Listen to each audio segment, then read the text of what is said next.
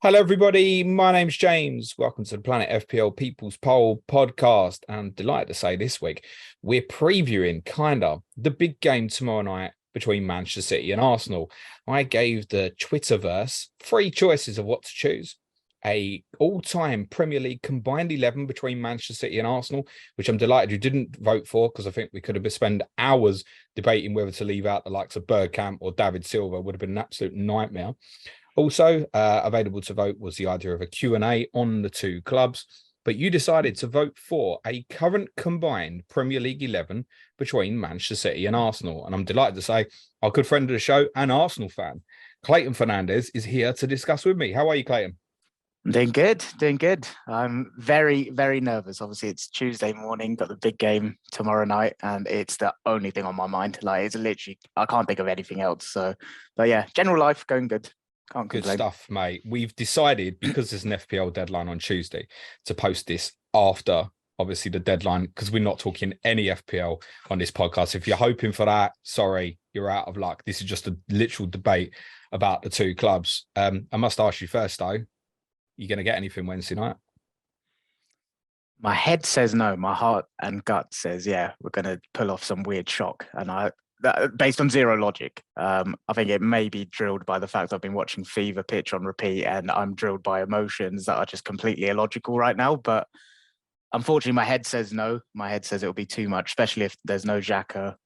Obviously, we've all seen the issues that Holding's kind of giving to the team, and without Saliba, It's more than not Saliba than Holding it's giving, isn't it? Yeah, that's a better way of saying it. It's more than not Saliba, but yeah, head says it will be too much for us, but my gut says I don't know. We're this weird team sometimes. I remember last year, like in the top four race, we went to Stamford Bridge, and I was like, "Oh, we're going to go there and lose." Pulled out a win, 4-2 win, and I don't know. I know it's different because of City, but long story short, head says no, gut says we're going to go there and actually win it somehow. Say good luck, but I wouldn't mean it. Do I you know think that. Arteta might try something different? No. I think the only thing he'll do is, if enforced with like Xhaka, he'll look to maybe tweak it more. Like I feel like my pet peeve is I feel like we don't play with formations. We're more like players in zones and stuff. So when I say 4-2-3-1, I don't actually mean it. I just mean I could see if Xhaka's not there, him going like Jorginho, Partey, Odegaard, and kind of tweaking it and kind of dropping people into zones to cover areas. I don't think he's going to do the mental gymnastics I've seen a lot on Twitter of like Ben White centre back, Partey right back, like Partey centre back, Jorginho centre mid. Like, Bloody I hell, don't know what if would you take Partey out the middle of the pitch for?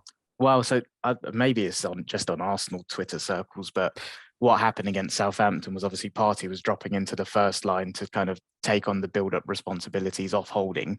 Therefore, we were missing the link in front. So a lot of people are thinking, oh, he may do that to avoid Holding. I just think Arteta doesn't change from his system, and like to you, but like he may come up with something unique to try and beat this phenomenal City team, but I don't think it'll be anything too rogue from like our tried and tested system. Okay, mate. I can't help but have the feeling that one of them between Guardiola and Arteta will try something.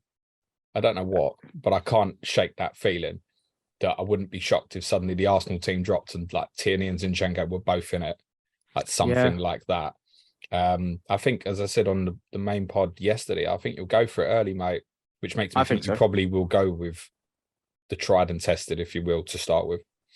All right, let's pick this team because this is no easy job. So we're going to go through this essentially from back to front, a kind of a City versus Arsenal, and try and pick a combined best 11. I'm going to bring bias Manchester City to this table. Otherwise, it's going to be a bit unfair. So we could just pick I've got a feeling my bias may be coming through on this one as well, but that would be good to debate it. To be fair, we'll debate it out, and at the end of the day, if we disagree, final decision is mine.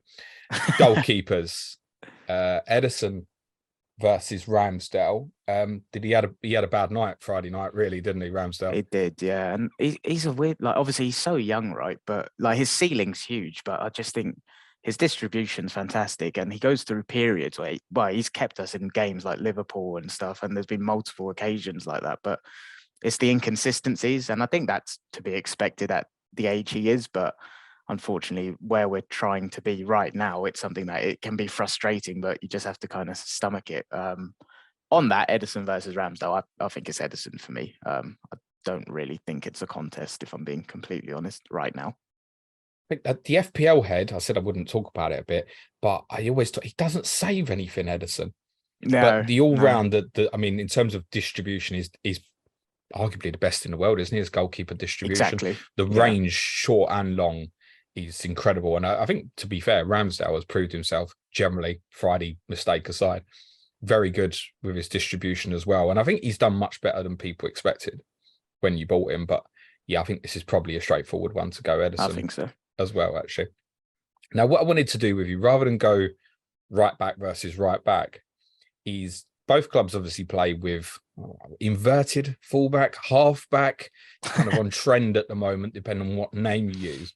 But what makes this awkward in terms of picking a combined 11 is it feels like we should have one who plays the role, but you do it from the left. City commonly do it from the right. There's probably a little bit more flexibility, particularly when Rico Lewis was playing. He would maybe do it from right or left. Yeah. But at the moment, City are doing it from the right. You're doing it from the left. So I think if we want that to go in with a holding midfield player, probably the debate here is probably John Stones versus Zinchenko. I think there are a few others who could do it. Cole Walker can do it. But I think if it was Stones versus Walker to play that role, Guardiola would certainly pick John Stones. Agreed. So who would you want to go, and we'll obviously come on to the holding midfield player. Who would you want to do that role? Is it Stones or is it Zinchenko? I honestly think this might be one of the hardest decisions. So I think Zinchenko for me, like rewind to the summer as an Arsenal fan, Tierney wasn't someone I was looking at that needs to be upgraded per se. Like availability and fitness wise, sure, but not from a footballing perspective. It was like we need a centre forward, we need a midfielder, we need another wide forward, blah blah blah. Zinchenko has just educated me on how football's played. Like this level that he's brought to the team and what he does on the ball in terms of just controlling that first phase, how he links up next to Partey in the middle, his passing range, and like it's just completely opened up my mind to something obviously I've seen it with like Lahm and Cancelo and stuff, but at Arsenal I've not seen this before week in, week out. And he's just a joke. He's an absolute joke. And then I'm seeing John Stones, what he's doing, and it's like he's prime Beckenbauer and Pirlo in one. And I've always been a big fan of Stones. I've always had this thing about ball playing centre backs. I don't know what it is, going back to like when I was in sixth form. It's something that I love. And John Stones has always been like a big favourite of mine. Even when he was going through rough patches and stuff, I always saw the good in him. But that is a tough one. I think that's probably one of the toughest ones. And I'd have to say, John Stones has kind of been doing it for what? When did they tweak their system? Like 2 months, has it been, sort of thing? Well, I mean, they've done it a lot in the past, but certainly basically from the World Cup, it's been nearly every game. Obviously, Lewis, I think his last game was when they lost at Tottenham, or at least roundabouts then. And since then, it's been John Stones a lot. And we even obviously saw in the Bayern Munich game, he did it from centre back rather than from right back. And that's an extra bow as well in terms of you could place him in either position, essentially. It's mad because if we'd have been having this conversation a couple of years ago, I think we'd have been like Walker right back and Cancelo left back. And it's like there's an evolution of football happening here. I'm tempted to say, in fact, you pick who you go with. I don't know if it's biased, but I'm going Zinchenko just because I feel like he's been doing the role for longer this season. And I don't know if that's a good enough answer. I just feel like John Stones has actually only been doing that for a couple of months. That's a nonsense answer, right? Okay, I'm going for it and sticking with it. I think Zinchenko. I think the level he brings is a joke, but not to One of the things, because I mean, if you're going to go down that route, we could say City have been proven over a long period of time, whereas this is your first season challenging for the title in a number of years. I'm asking myself, would City buy these players? Okay. From Arsenal, as in, like, we might have a debate about Saka, for example. Would he get in the City team? Yeah, we could certainly debate that. Would City buy Zinchenko back? Arguably, yes, is the conclusion I come to, despite the fact they sold him last summer. Because I think the game's changed now that obviously Cancelo's gone. Yeah. And actually, the way Guardiola's now wanting his teams to set up, he's probably wishing he kept hold of him. I think the other thing to say in terms of a specific Stones versus Zinchenko debate is we can play John Stones somewhere else in this team. And I know Johnny Pringle, when we last spoke, and he's on Clash of Correspondence again on Thursday, was absolutely adamant that he's now first choice for Manchester City in terms of whatever position he's got to play somewhere. And obviously, since we last spoke to Johnny, he's obviously gone into midfield a little bit more. But I think I'd give Zinchenko the edge on the condition that John Stones gets in this team somewhere else. Yeah. Would be And my then take. I'm doing the mental gymnastics on who the hell do you leave out accordingly. But yeah. So I think debate would be if we said Zinchenko is going to tuck in from left back to play inverted alongside a DM, right back, therefore, would be probably between Stones, Walker, and Ben White. Yeah. And you know what I'm going to say now. You're going Stones. Well, you can debate it out. I'm going White, like no question in my head, despite how well I think Stones is playing. And I think White's been, I need to think about this, up there as the best right back in the country consistently this season, like with Trippier. And I just think, again, his level. So last summer, I thought there may be a case where Saliba comes in and Ben White goes into a right back, but I didn't think it would be this sort of right back role where he kind of helps contribute in a 3 and a 2, and then like he's up and down, he's covering inverted, he goes out, and it's his consistency. Like he's had the odd game where he's been off it, like every professional footballer does, but he's been a consistent 8, 9 out of 10 for us like most of the season. And again, I just feel like his level's gone up entirely, and I feel like he's still kind of underrated outside of Arsenal circles. And I don't know if that's the case when most fans think that when people don't watch their team, because why would you? Like, you wouldn't watch another team 90 minutes every week, but he's blown my mind this season. Are you surprised? I'm thinking particularly about the West Ham game when obviously Zinchenko was unavailable and he played Tierney similar to what Zinchenko normally does. Are you surprised he didn't try it with Ben White to do it on the other side? I am, yeah. And that's because that almost would have felt more natural because he's played there a lot in his previous clubs at Brighton and Leeds. Yeah, absolutely. And that's something I wanted. I think Tierney's okay at doing the inverted role, but it's very unnatural to him. You can tell he's a very good traditional fullback. And yeah, that's what I wanted to do. Just flip it. Have Tierney as like the traditional outlet on the left, tuck Martinelli inside a bit more, and then kind of flip it on the right. But yeah, that is what I would have liked to see. But yeah, again, you can't not have Stone. To be honest, I'm reverse engineering this now, thinking maybe I would have preferred to go Stones so Zinchenko misses out rather than the likes of White or Saliba missing out. Interesting. Who do you think Southgate would pick between Stones and White? Right. Well, Stones, right? Like, Listen, John Stones would have to play centre back for England. But it's essentially, if you're moving Zinchenko inside, you're basically asking him to play right-sided centre back, and it becomes a back three. And distribution's obviously very important. Ben White is extremely good as well. I don't think this is a definite, but again, I'd have to find a place for John Stones in there somewhere. Yeah, personally. And I think when we come on to centre backs, if you want Ben White, then we're potentially looking here at not having Saliba, for example. Yeah, exactly. And that's why my brain just went ding. Like if I had to pick one Arsenal defender to leave out, which is kind of mad, it's probably Zinchenko. Which is why I feel like I probably started on the wrong foot there. I'm trying to put myself in the shoes of if Ben White was at Manchester City, what the role is here. Does he play? It's just competitive. Like, could he? Of course, absolutely. Yeah. But would he right now? I'm not sure. He would not get in over Stones for me. No, fair. In this current moment, probably not. But this is what I think his seat, this is a big claim, and I hope this never happens, but I think he's a Real Madrid caliber player. Like, honestly, his consistency, both offensively and defensively, has blown my mind this season. But yeah, in this moment, John Stones is on a ridiculous level. So yeah, John Stones is in. All right, I think cool. So. If we're going Zinchenko and Stones then, and we're moving this in towards a back three with Stones to the right on it, we should probably go left-sided centre-back before we do central. We need to have left-footed balance there, I think, quite clearly. So it becomes a choice between three, and we do this basically on the basis that everyone's fit. So Laporte, Aki, and Gabriel. Where's your preference? I'll let you take this one to start. I think Gabriel has been great largely. I mean, the Walcott, it's hard to say, call it an error. He could have done better on the Walcott goal the other night. But I thought, particularly at Anfield, I thought it was great in terms of his duel versus Salah. And for the majority of the West Ham game, he was very good as well. I think he's taken on extra burden and responsibility without his teammate Saliba there. I think he's had a good season. I also am aware, though, that Arsenal fans do think that he has that mistake in him. I think if we'd have had this conversation a year ago, the answer would definitely have been Laporte, but I'm not even sure he's the best Man City one now. Agreed. For me, it's between Ake and Gabriel, personally. Go on, talk about Gabriel then. Yeah, no. So what you said about the kind of mistake in him, that's something I kind of vocalized.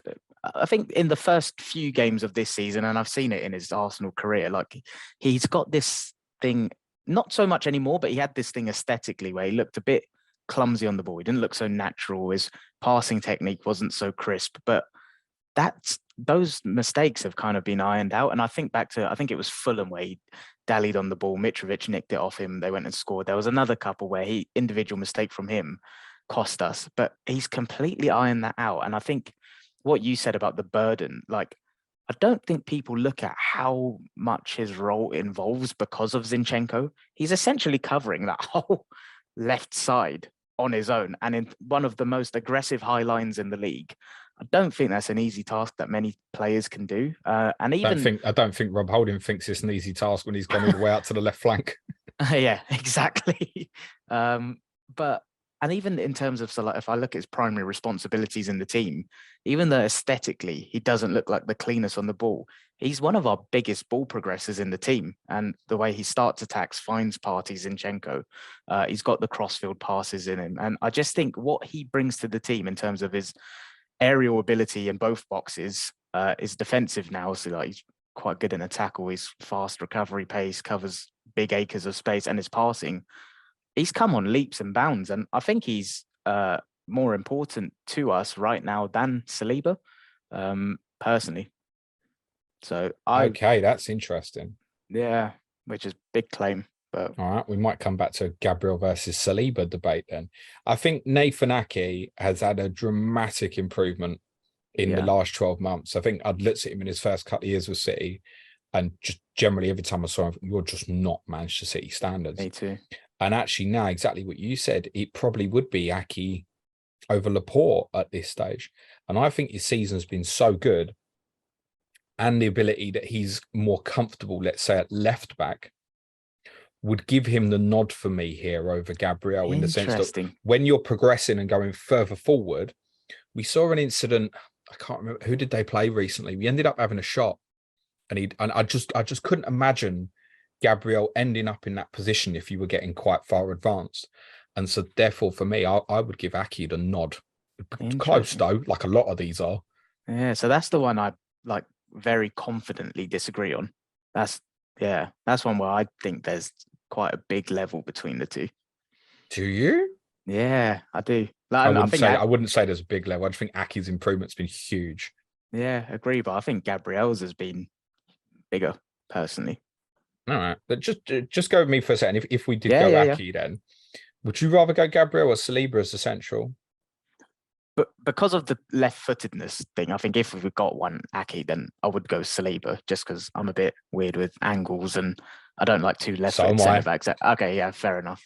So I would go Saliba. But if it's just a blank question right now, which centre back would I pick for a team? I'd go Gabriel. I think, I think he's the more complete right now of the two. I think Saliba's ceiling is a joke and bigger, but right now I think Gabriel does so much more. That's interesting, because I think once this balanced this way with inverted from the left, I was pretty confident I'd want Saliba in here as the centre of the fray. The only question mark on that would be, and please don't take this disrespectfully, it's not meant disrespectfully, is a question mark on his distribution. Yeah, agreed. But if you've got Stones and Ake/Gabriel on either side, essentially just functioning to the side to them or into your two pivots in midfield, you wouldn't be asking him to play 50, 60-yard diagonals and stuff, which he's capable of, but I don't think you'd want him to do it. At the end of the day, we're talking about elite distribution. I don't think he's quite from that aspect there yet. But if you're getting isolated 1v1 because your wide centre-backs have gone very wide, I look at that and go, which one would you most want to deal with the one-on-one centrally? It's him. Yeah.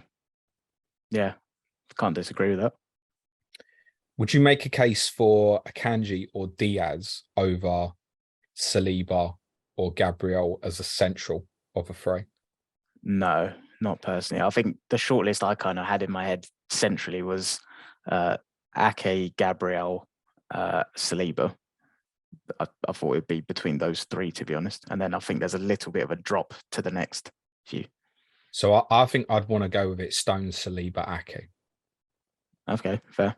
I think mine would be Stones, Saliba, Gabriel. So we agreed now on Stones, Saliba going in. Yeah. I'm happy to go with yours because, yeah, I feel like it may be one we agree to disagree on, but I'll go with yours. I think literally it's so close, Ake versus Gabriel, that it would literally just come down to if you've got the ball in the final third. Yeah, Ake will just offer you something a little bit small more as that. Yeah, from that perspective. Yeah, I think probably in terms of physicality and duels, Gabriel would have the slight edge. I think Ake defensively and offensively has improved absolutely massively, and I'd probably give him the edge just a little bit more in terms of if you end up in the final third. So I'd like to go Stones, Saliba, Ake, Zinchenko as the 4. Sure. With Zinchenko moving obviously from left back into midfield. Are you gonna give that a big fight and resistance on Gabriel? It's not a fight and resistance, no. Just putting my opinion out there. I think as well in terms of the duels, if you do end up in the 4, obviously without the ball, I think Saliba and Ake together feels like a balance that's fine. Admittedly, obviously Saliba and Gabriel would be as well. But you can see too many goals. Right? I'm not having it. Ake's in, mate. Let's talk about then in terms of within possession then, partner for Zinchenko, Rodri versus Partey. Make your case, Clayton. This has been like an ongoing thing all season with Rodri, Casemiro and Partey. I feel like I've seen on Twitter all the time. And I think, Rodri's phenomenal on the ball. And it's kind of, I don't know what the word is, like his tactical fouls, like in the brain, he's so clever. And the way he can stop transitions without necessarily always getting booked. And is the way he can control the tempo. But I think the Partey's a single point of failure in our team. So you take him out and I think you really see the system collapse. Whereas I'm not convinced you take Rodri out and they collapse per se. I think they can just tweak around it. What do you put there instead for City? I don't know. I think, like Gundogan, Bernardo. Gundogan probably would be Gundogan at the moment. Yeah. Or they'd probably just literally change it to go with a stationary 2 of like Gundogan and Bernardo. They have done that before in the past. Yeah. But I think in terms of irreplaceable at the moment, it's probably the same. I mean, if Calvin Phillips started Wednesday night, there's nothing against him. You'd be over the moon though, wouldn't you? Yeah, you would. I think it's... Has my camera gone there? No, mate. Oh, sorry. I don't know what happened there. My camera just went circles. Sorry, I don't know if that's going to mess up the recording. Not at all. Crack on. I don't know what it is. I think it's Rodri. Partey has complete control of that, the first phase and in our build-up and the way he stops ongoing attacks from the opposition. And again, he's another one. He's just kind of blown my mind with the level he's gone to this season. I think his vertical passing is a joke, and the way he can kind of take the ball under pressure. That, like, I see this a lot, especially with where my seat is. Like, you can see things before they're about to happen, and he's going into an area, and 2-3 people come around him, and he'll just get out of this space, ping it like so aggressively out to Saka into Odegaard, and he sets up attacks without anything showing in statistics, sort of thing. And I think the one thing he needs to improve on is what Rodri is phenomenal at. When a game state is changing, I think Partey can do with adding a little bit more control to his game. Spot on. Yeah, he's always quite aggressive and he's quite aggressive. Whereas, I think that's what Rodri's got in his locker quite well. I think, that's a great analysis. I don't need to add anything to that. I think Rodri is safer. Yeah. Rodri, I think if you put Rodri and Partey both in the Man City team, so I was saying playing the same position, Rodri would have a higher pass completion. Yeah. He will play the safer pass more often. Whereas Partey in the vertical passes, you're absolutely right. He's more of a risk taker. Yeah. He's probably one of the best in terms of exactly what you said, vertical passes over a longer distance, centrally forward. Rodri won't play that pass unless it's clear as day that he's going to make it. Partey will take more of a chance. Now, that's positive and negative. Yeah. Because again, I try and picture this and go, who would Guardiola pick if it was at City? Yeah. And the answer is definitely Rodri for me. Yeah. How would you see that the other way around if Rodri So- was an Arsenal player?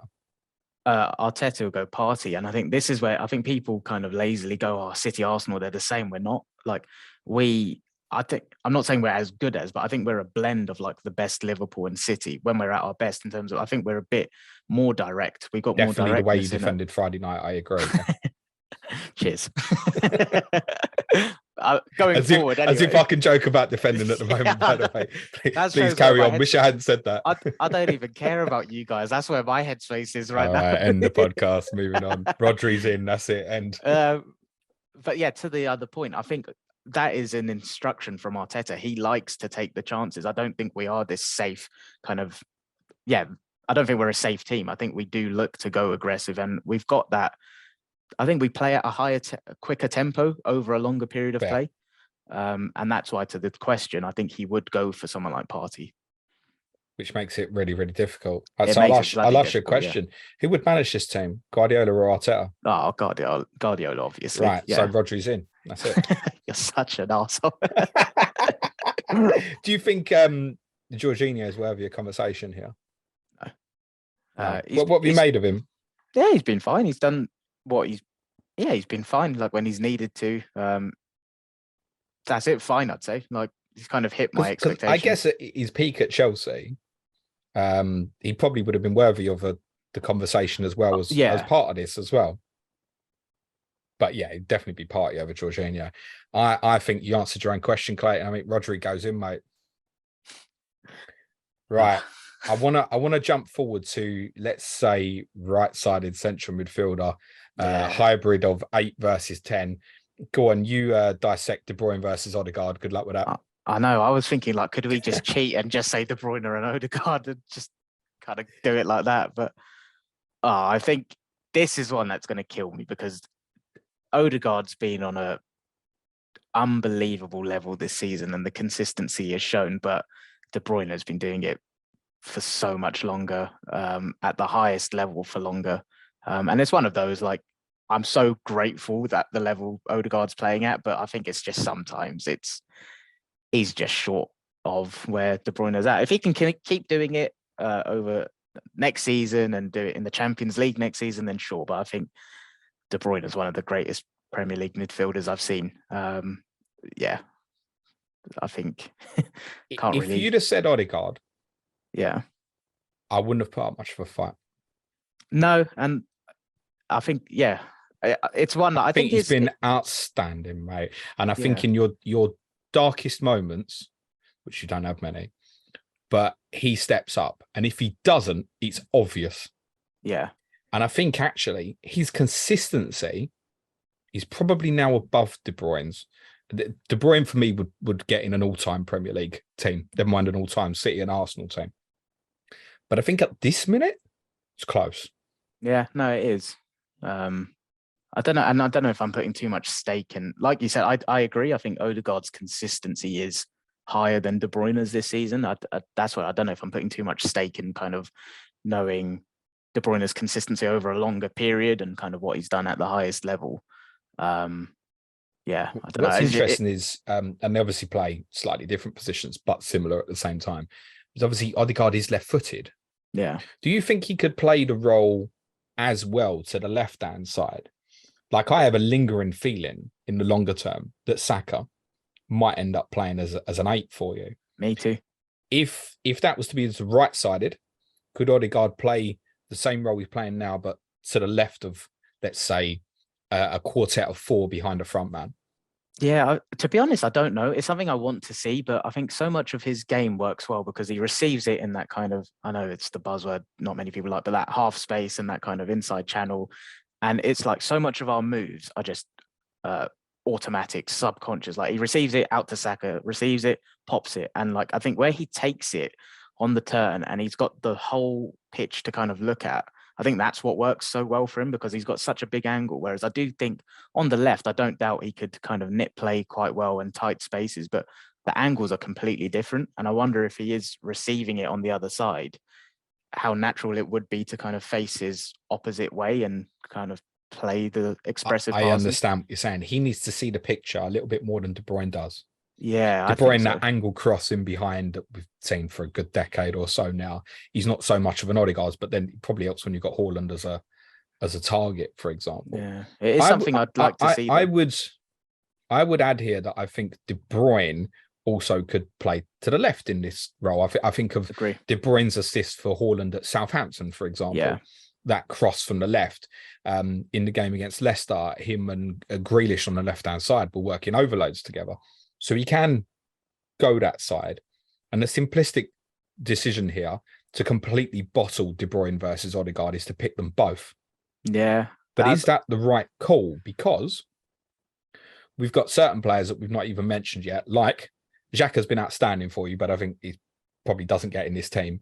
Agreed. He's probably more a debate of which City player between Gundogan, Bernardo Silva, and I think Alvarez obviously puts himself in the conversation as well. I think the one that's most important to Pep at the moment is Gundogan. Yeah, because of his ability to break into the box and time his runs. So, but if I put, right, let's go Gundogan and Odegaard and not go De Bruyne at all. That feels so weird. But the reality is that feels ridiculous. Yeah. But consider if you do go De Bruyne and Odegaard, they're not going to get into the box in the way that an Odegaard does and probably link short with a Haaland in the way that a Gundogan would, for example, or an Alvarez. Yeah, I don't know. Odegaard does get in there quite often, but not to the same frequency. De Bruyne and hates effectiveness as no. But so rarely see De Bruyne score a goal like coming onto a cross. No, but that's why so I think, rare. In a weird way, I think it could work because I think Odegaard could take on that role like Gundogan kind of does. Because we see it in periods in our team. But I don't want to see the comments on YouTube if we leave De Bruyne or Odegaard out of this. No, let's bottle it. North London special. There's going to be loads of comments on the centre backs and stuff anyway. But I think Odegaard to De Bruyne, Odegaard and De Bruyne, and played De Bruyne to the left of it. Yeah. Okay, I think that's the right call. I genuinely do too. Right wing feels like the clearest one of all for an Arsenal player, probably for me. Yeah. In Saka, again, thinking about that, would Guardiola love Saka? Oh, yeah, all day long. Is that clear though over Mahrez versus Foden, for example?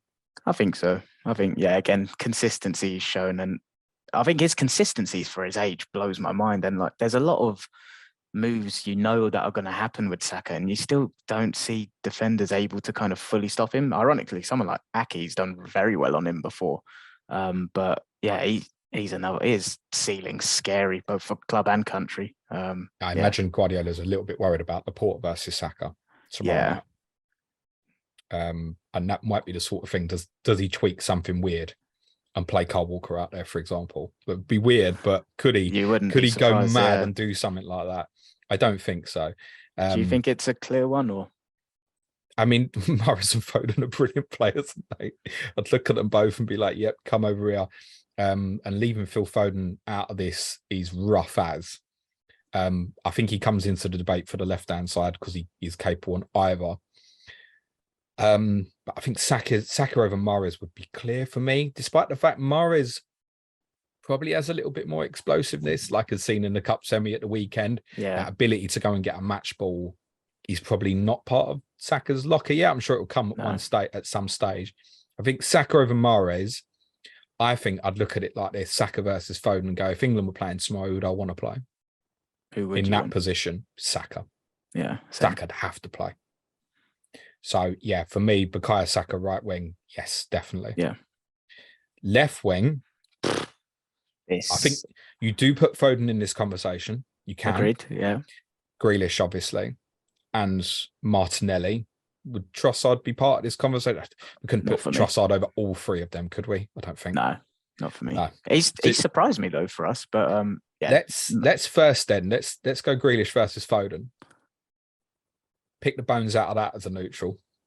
I think the level Grealish is playing at is a joke at the moment. I think he's really come into his own, and I think, my mind's gone blank on what player you said. I think it was Stones. You said like he's probably one of the first names on Guardiola's team sheet. I don't think Grealish is too far behind that right now at the level he's playing at for City. And again, I don't know how much of this is just like recency bias where Foden's just not been consistently playing. It can be, because again, if 6 months ago we have this conversation, we just go Foden, don't we? Yeah, but Grealish is slowly coming to his own. And that's the thing. If you're just going on talent alone, it's hard. It's so close. But I think I am kind of picking it on what I'm seeing week in, week out at the minute. It's worth saying, by the way, we kind of bottled it and went Odegaard and De Bruyne. But over the others we mentioned, I'd happily have Foden as that left-sided central. See, I think I'm someone that needs to see. I'd love to see him play that position. We can't put him there in this, but I'd love to see him play there. Yeah, but that's why for me it's one of those theoretical things that we've not actually seen. So like, I don't doubt he could do it, but I need to see it a bit more to actually be confident in like, yeah, go and do that. This is the hard one. Leaving Foden out is so rough, but I think at the moment, on what we're watching, it's got to be Grealish between those two, isn't it? Yeah, and I guess flip the question, like what you've been asking about, who would Guardiola pick? I don't think Foden's. I don't know. It's hard to say because he's been out, but I don't think Foden comes straight back into the City team, personally. No. I mean, he's fit now. I don't think he starts tomorrow night. No, but I'm very surprised. Yeah, I don't know. I think he's fallen a little bit down in the pecking order, if I'm being completely honest. How much would he sell for? A lot. Yeah, like, exactly. Yeah, I mean, it's not questioning his talent, right? Or how good he is, but I think you're talking about a pool of ridiculously good players. It's a joke. Like, and this is what, to your point earlier, I'm glad we didn't do the all-time one because that would have given me a migraine. Brutal, mate.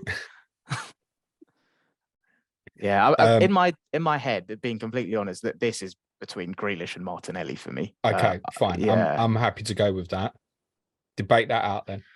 Oh, Jesus, I don't even know where to start. I think, obviously, like I said, Grealish is at Villa. He was absolute phenomenal player. And he kind of went for a little bit of a tricky patch when he moved to City. And now he's just coming into his own. And every time he gets the ball, he's like, I mean, not for me, like I'm not getting off my seat, but I imagine as a neutral, you're kind of getting off your seat and thinking, oh, Jesus, something's going to happen here. And he feels like their main man going forward. He feels like he's kind of rediscovered himself as that talismanic figure. But to make the debate for Martinelli, again, it's the age thing for me. I'm like, how the heck is this guy as young as he is and doing what he's doing? And he's been doing it for a long time for us now. I remember last year when there were debates about, is it going to be Smith Rowe or Martinelli, and even go further back than that when Aubameyang was still knocking around and it was Lacazette. And you could see Martinelli in the Europa League every time he was getting involved, what he was doing. He was scoring, his pressing, his work rate. And I think for me, I think this is a big shout. Your question of who would Guardiola pick? I think he'd go Martinelli. I think his pressing from the front. I think his creativity is better than people give him credit for. I think because he doesn't look so good or natural on the ball as a Grealish, but his deliveries into the box, like I don't know what his stats are like, but I'm sure he's one of the best creators from open play. He's got that nous for being in the box, his movement. I think Guardiola would absolutely love him. See Klopp waxing lyrical about him all the time, but yeah. I think in terms of attacking output, as in goals, assists, columns, I think clearly that would be Martinelli. Clearly gets the nod. I'm wondering about, we definitely go Saka, right? We're agreed. And let's be honest, we can cut out the Haaland versus Jesus debate. Now, as good as Jesus has been for you, it's Trossard. No, obviously Haaland. Nketiah, come on. You know, the big build-up at the end. Are they going to go Haaland? No, we'll do that now. And that's what I'm debating. If it's Saka, Haaland, what's the final best combination there? Because when it's Haaland up front, the need for the goals is not in your wide areas. Is just not quite the same, is it? No. So you don't need Martinelli, or you don't need Grealish with Haaland to be getting 20 per season, for example. Whereas because of Jesus and Trossard and his injury, etc., you've needed Martinelli and Saka to really chip in. In a City team, you probably don't need it in quite the same way. Someone made a great comment after City beat Liverpool 4-1, and there was a lot of debate. City better without Haaland. No one's debated the fact that he's come back in and they're doing just as well since, by the way. Yeah. But it was put to me and said, if Haaland had played, what would have happened? Probably City would have won 4-1 exactly the same, but Haaland would have got a larger pool of goals. That's it. And I'm thinking about the creativity for Haaland and what's better for him? Is it someone else that's going to run in behind, which Grealish can do, but Martinelli is exceptional at and got a little bit more explosiveness in terms of pace? So is it someone that's going to be more the byline, or the really understated, brilliant ability that Grealish has? He just draws people to him and he doesn't lose the ball. And that creates space. And what you want to get the big man is the space in it. If you can isolate him one-on-one, is near unstoppable. So I think it's really close.